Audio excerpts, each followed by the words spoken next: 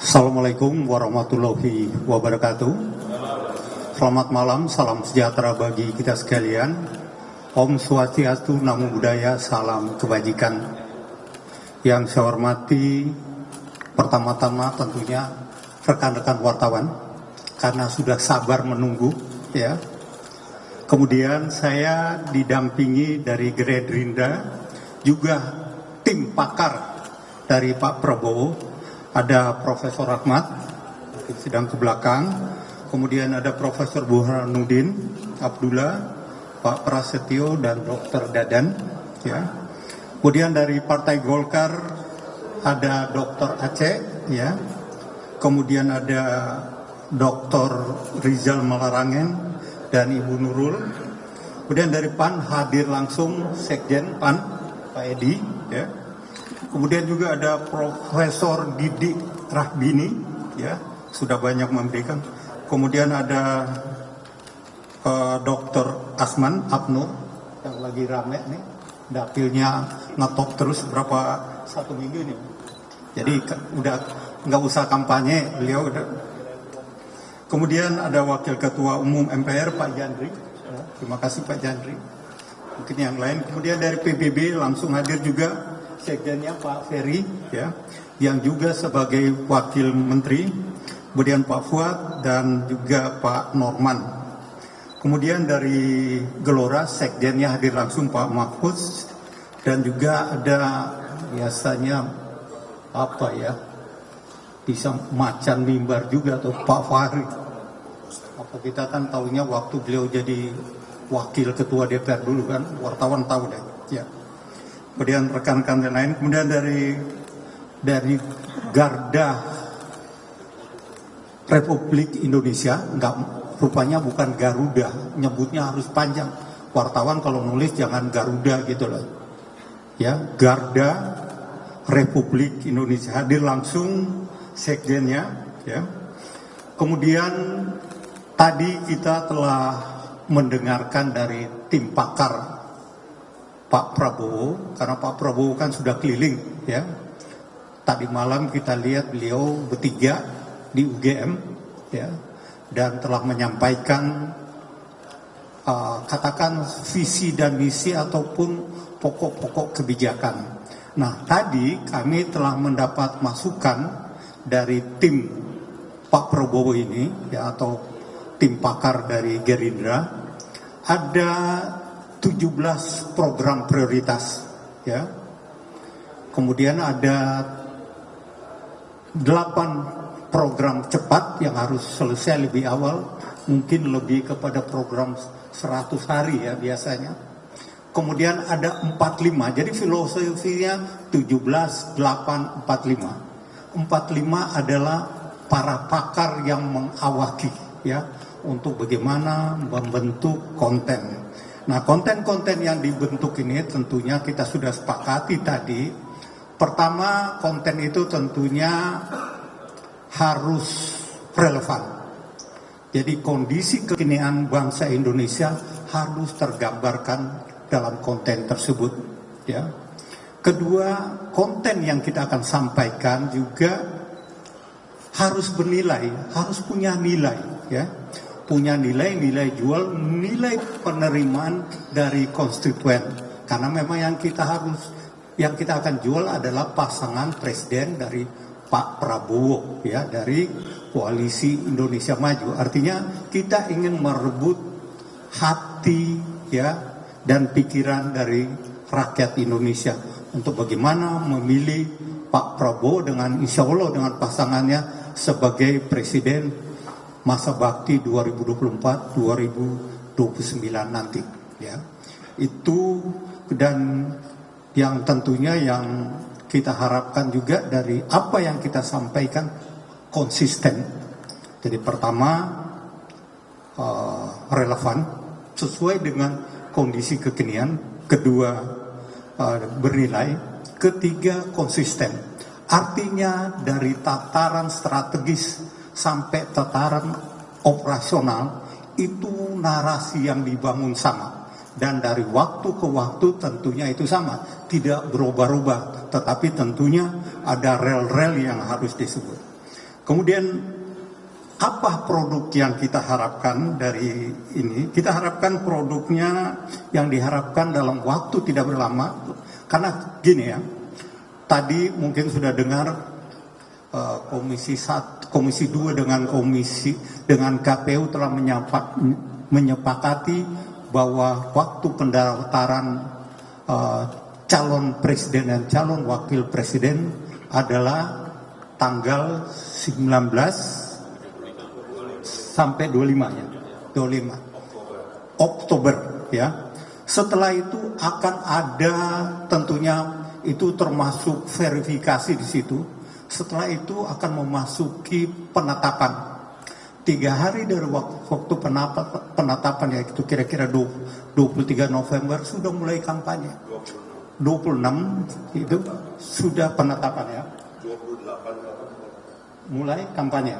28 artinya waktu sudah sangat mendesak, sehingga pokja konten ini memang dikejar kita, ya, untuk menghasilkan produk-produk yang berkualitas. Nah, digunakan apa produk-produk ini? Kita juga sudah sepakati tadi. Pertama, kita gunakan untuk penyusunan visi dan misi, ya.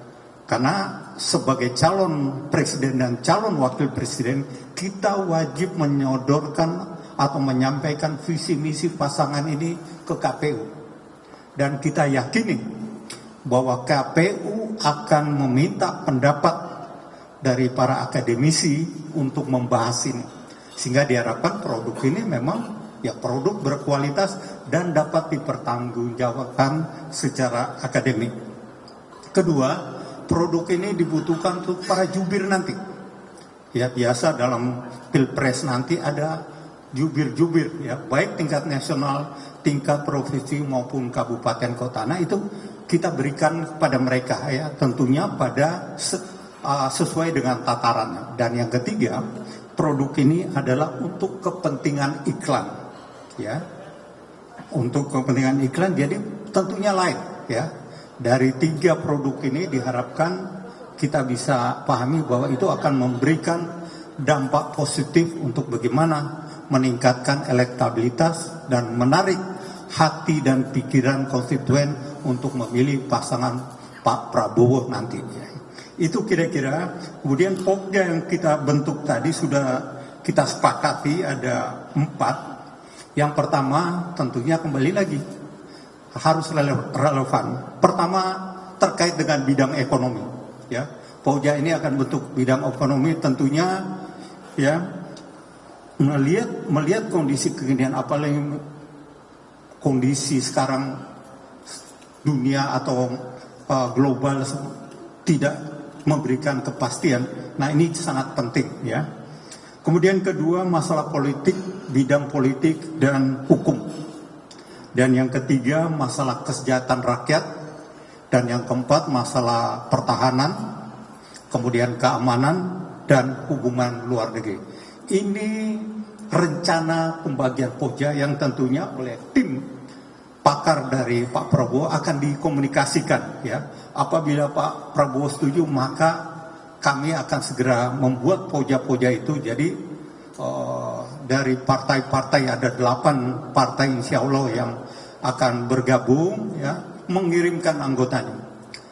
Tadi saya sudah jelaskan dari yang ada saja sekarang ada profesor, ada dokter, tentunya dengan bidang ilmu masing-masing, dan kita harapkan juga ya dari partai terutama di parlemen bisa mengirimkan kader-kadernya untuk bergabung ya, mungkin katakan siapa yang dari Komisi 1, siapa yang dari Komisi 2, Komisi 3 sampai dengan Komisi 11, karena mereka ini yang setiap hari mendiskusikan dengan mitra masing-masing masalah kebangsaan ini. Dan kita harapkan dengan kelompok kerja yang tadi dikatakan 17, 8, 45 pakar ini akan bekerja, dan pada waktu yang sudah ditentukan ya produk-produknya siap dan akan digunakan oleh seluruh komponen ya, baik nanti dari tim kampanye, apakah tim sukses ataupun tim kampanye, tentunya nanti akan dibicarakan untuk digunakan sesuai dengan target yang telah ditentukan masing-masing. Itu saja yang dapat saya sampaikan. Mungkin kalau ada pertanyaan, para pakar masih ada di sisi samping kanan dan belakang saya, silakan tanyakan. Terima kasih. Wassalamualaikum warahmatullahi wabarakatuh. Ya, izin Pak. Assalamualaikum warahmatullahi wabarakatuh. Saya Fauzi dari kantor Berita Antara. Pertanyaan saya sederhana, terkait narasi-narasi program tadi, sejauh mana dan seberapa besar porsi narasi terkait program yang sudah dilaksanakan Presiden Joko Widodo saat ini, dan bagaimana, apakah itu juga dibawa porsinya untuk kampanye-kampanye ke depan? Terima kasih. Terima kasih. Kita sering mendengar, mungkin pertama kita dengar saat deklarasi saat Golkar, kemudian PAN bergabung, beliau sampaikan program yang diusung oleh Pak Prabowo adalah program kelanjutan dari program Pak Jokowi. Artinya fondasi utamanya adalah apa yang telah dibentuk oleh Pak Jokowi ya. Kita tinggal lanjutkan. Seberapa besar nanti tentunya Poja ini akan menyusun prioritas-prioritas, karena tadi kita ada 17 program prioritas ya, akan dilihat bagaimana, apakah lebih kepada bidang ekonomi dan lain sebagainya. Kita akan lihat situasi yang akan menentukan, karena memang narasi yang harus dibangun, saya katakan tadi, harus relevan. Kira-kira demikian ya. Selamat malam Bang Ludwig, saya Santi Dewi dari IDN Times. Ada 2 pertanyaan Bang. Tadi Bang Ludwig sempat menyampaikan bahwa ada 17 program prioritas yang mana sebagian besar itu melanjutkan program atau kebijakan dari periode kepemimpinan Pak Jokowi. Tapi kan kemudian dalam waktu dekat, besok lebih tepatnya, akan ada 1 anggota partai parlemen baru yang sehari-hari kita mendengar selalu membawa spirit agenda perubahan, dan itu sudah dititipkan juga katanya melalui Pak Prabowo gitu. Apakah agenda perubahan itu diakomodir melalui 17 program prioritas tadi? Kemudian yang kedua, dalam pertemuan tertutup tadi, apakah juga turut dibahas mengenai soal penyusunan tim pemenangan yang akan ikut menyosialisasikan program ini dan membawa tim ini untuk segera mendaftarkan ke KPU? Terima kasih. Yang kedua penyusunan tim pemenangan. Terima kasih. Pertama, dengan masuknya partai yang mengusung narasi perubahan, tentunya kita akan bicarakan ya, karena yang ada sekarang sudah sepakat dengan narasi yang ada. Kita berbicara tentang koalisi Indonesia Maju, melanjutkan program-program Pak Jokowi yang sudah tentunya sudah bagus. Yang lain kita akan evaluasi ya. Itu yang pertama. Kedua, apa tadi? Kita belum ya, bukan otoritas kita ya membahas tim pemenangan. Saya katakan, kalau kita ingat waktu tahun 2019 Pak Jokowi Amin punya 11 direktorat. Kemudian Pak Prabowo Sandi punya 19 direktorat. Nah, kita hanya sebagian kecil satu direktorat konten, ya. Konten yang kita bahas bukan tim pemenangan. Jadi kita belum sampai ke situ, ya. Karena saya katakan konten ini kita siapkan, jangan sempat tim pemenangan sudah terbentuk, kontennya belum jadi. Dia mau ngomong apa gitu loh. Akhirnya saya katakan tadi, ngomong ke sana kemari tidak konsisten, kira-kira demikian. Oke, terima kasih ya. Satu lagi. Selain dari partai, kan ada juga relawan-relawan Pak Prabowo. Apakah program-program yang disampaikan oleh tadi yang digodok oleh sekjen-sekjen ini juga akan dikorelasikan dengan gerakan relawan agar tidak berbeda dengan apa yang diperjuangkan? Pastilah ya. Karena saya katakan nanti untuk ke relawan juga pasti ada narasi ya. Jangankan relawan, sampai ke pengurus desa pun dia punya narasi, kan beda. Kalau kita lihat Pak Prabowo bicara apa, nanti jubirnya nasional seperti apa, tingkat provinsi apa, kabupaten kota apa, kecamatan, sampai ke pimpinannya. Tadi Pak Edi sudah membahas ya, bahwa itu tentunya yang lebih kena ke rakyat ya. Ya, itu saya katakan harus relevan. Kita ngomong ke akar rumput. Masa kita berbicara angka-angka kapas. Tetapi hal hakiki yang mereka butuhkan itulah yang kita sampaikan. Dan insya Allah tentunya bisa dilaksanakan. Demikian. Terima kasih ya. Wassalamualaikum warahmatullahi wabarakatuh.